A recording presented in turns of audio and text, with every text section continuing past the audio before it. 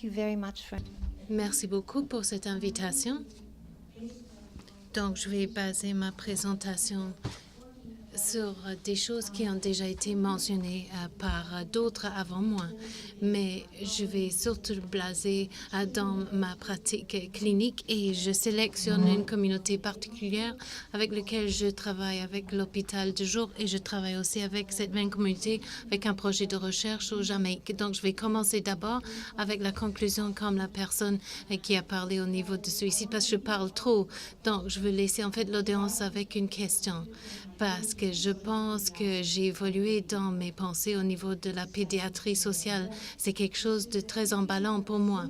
C'est-à-dire, si on a un modèle qui fait la promotion de la résilience, surtout auprès des enfants et des familles vulnérables, c'est fort différent d'un modèle basé sur le risque psychopathologique. Et en fait, on doit promouvoir ce modèle de résilience, surtout avec des communautés très désavantagées, très défavorisées, qui sont vraiment à risque. Ça, c'est le point important. Donc, est-ce qu'il y a des inquiétudes spécifiques pour les enfants dans cette communauté caribéenne? Oui, ils représentent 25% des enfants qui sont accueillis dans les familles d'accueil parce qu'ils sont vraiment à un risque très élevé comparé à d'autres enfants. Et en fait, ils utilisent très peu des services auprès des intervenants de santé mentale. Ils sont allergiques aux intervenants. Ils utilisent des services médicaux comme les autres. Donc, les pédiatres sociaux sont très, très importants. Ils sont des travailleurs de première ligne parce qu'ils ne se sentent pas vraiment à l'aise de point de vue culturel avec la plupart de nos services. Donc, on doit vraiment faire du travail, faire un effort pour comprendre pourquoi ils ne se sentent pas en sécurité culturelle et quel est le rôle de leurs églises et leurs organisations. Comment est-ce qu'on peut travailler avec eux pour faire des passerelles? On a parlé de construire des ponts, la confiance, et ce sont des éléments très importants quand on travaille avec cette interaction, surtout au Québec, parce qu'il y a aussi la question de l'interface avec l'école et les intervenants dans l'école, et s'ils parlent la langue des personnes qui arrivent au Québec. Donc, le réseau de la communauté noire était très clair. Ils veulent travailler de la base, travailler avec des familles, renforcer des familles surtout. C'est ça qui est vraiment déclenché avec ce projet dans la communauté noire et surtout avec des projets qui ont été poursuivis avec les travailleurs sociaux auprès de McGill. Beaucoup de gens disent que ces familles ne veulent pas passer par notre porte. Ils ne veulent pas venir nous voir dans le santé mentale. Mais si on leur donne quelque chose qui est organisé par la communauté noire, comme ça, on peut construire des partenaires. Ils sont prêts à venir. Et comme ça, on peut commencer à travailler avec ces groupes de familles. Et on va surtout examiner les différences auprès de cette communauté. Ils ne s'intéressent pas aux médicaments. Ils ont beaucoup de problèmes au niveau de stigmatisme. Qu'est-ce que ça veut dire d'avoir un asile? Les psychoses et tout le problème de perception de la santé mentale et la psychiatrie est problématique. Il y a une perception aussi que beaucoup de rencontres avec les services de santé mentale ont été très peu satisfaisants et souvent ils ont une meilleure expérience avec les pédiatres. Donc ça, c'est très important. Puis il y a les applications médicales fort diverses. Quelle est une narrative, quelle est une explication pour parler des troubles auprès des enfants? Ça, c'est très, très important quand on travaille avec des minorités, surtout avec la communauté noire.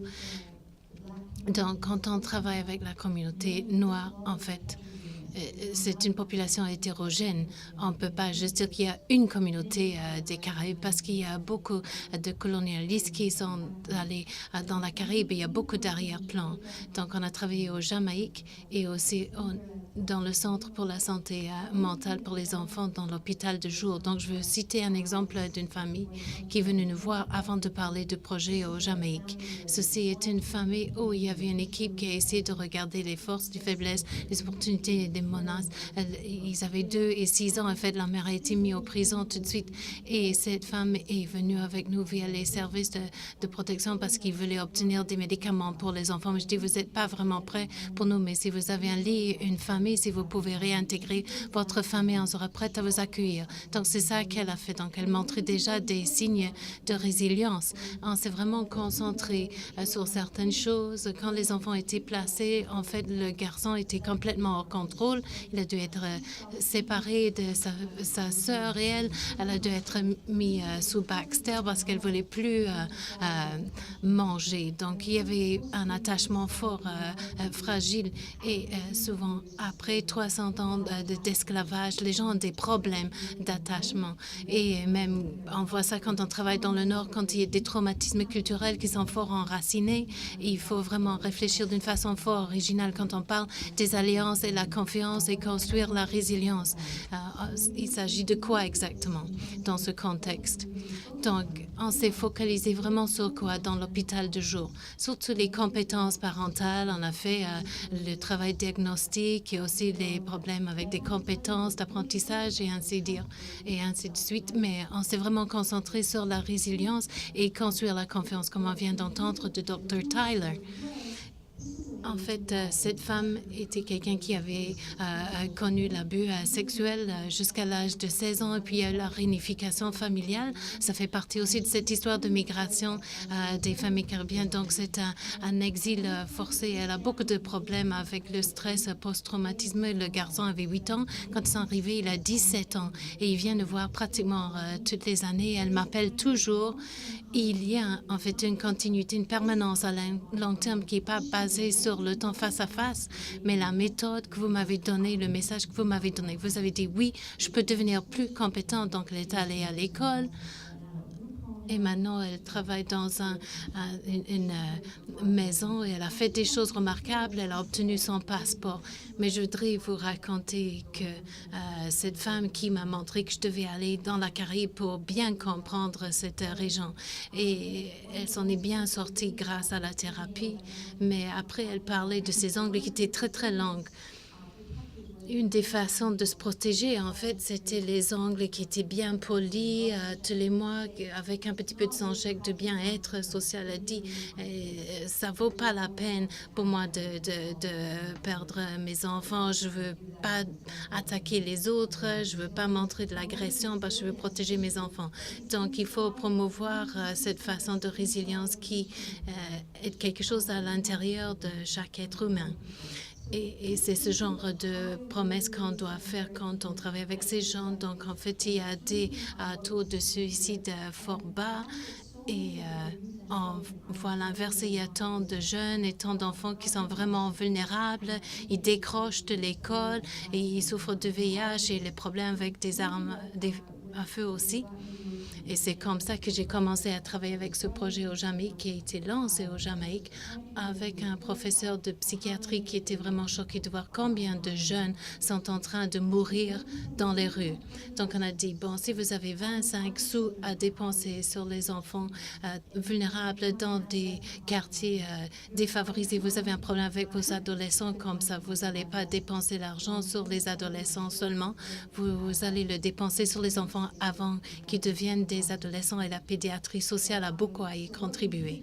Donc, on s'est rendu dans les écoles et on a trouvé des enfants qui montraient vraiment de très mauvais comportements. Ils étaient déjà en échec. En deuxième année, on les a mis dans un projet pour 60 enfants et il y avait 30 qui ont reçu un programme d'intervention basé dans les écoles pendant 2 ans et demi et 30 qui n'ont pas reçu ce programme. Et puis, on a reçu une bourse et on est allé dans 4 autres écoles avec beaucoup de problèmes et beaucoup de taux de meurtre. Et ici, on a fait un test avec 100 enfants de contrôle.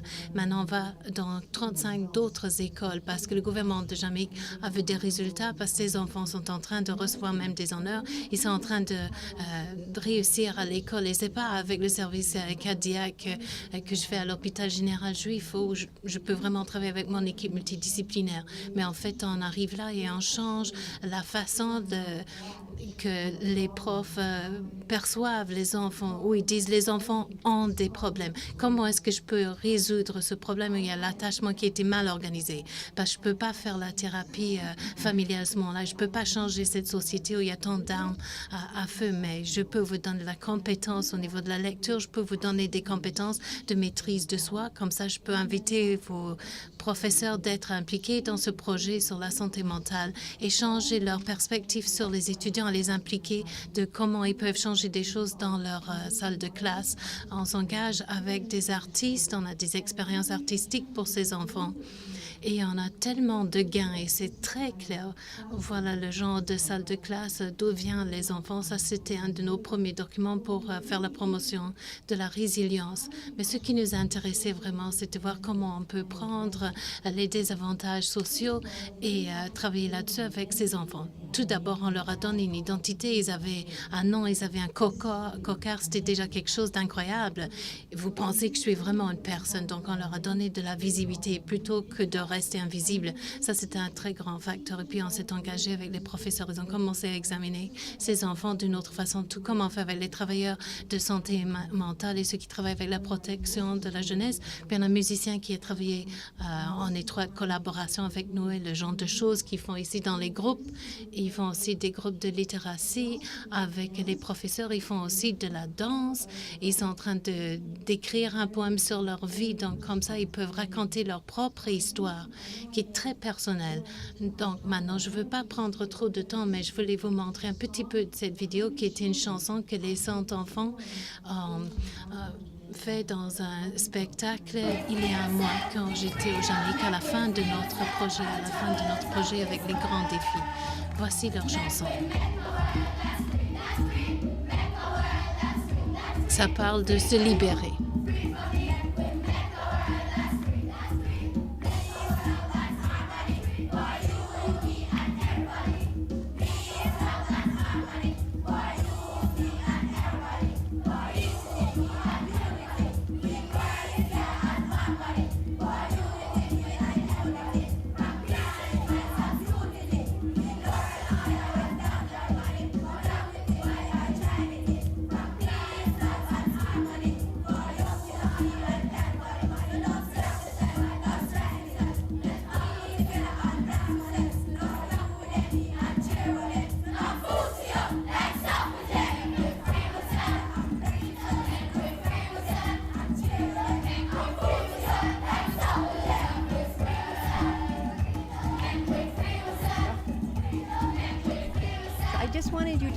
Donc, je voulais juste vous montrer ces enfants.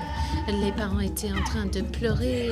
C'était des enfants qui étaient terrifiés d'aller à l'école parce qu'en fait, les professeurs disaient juste non, vos enfants sont des vrais échecs. Ils ne voulaient pas s'approcher d'une clinique pour la thérapie familiale. Mais ici, on a dit si on peut prendre ces enfants et travailler sur le contrôle de soi, comme ça change le comportement des parents vis-à-vis des enfants et aussi les écoles.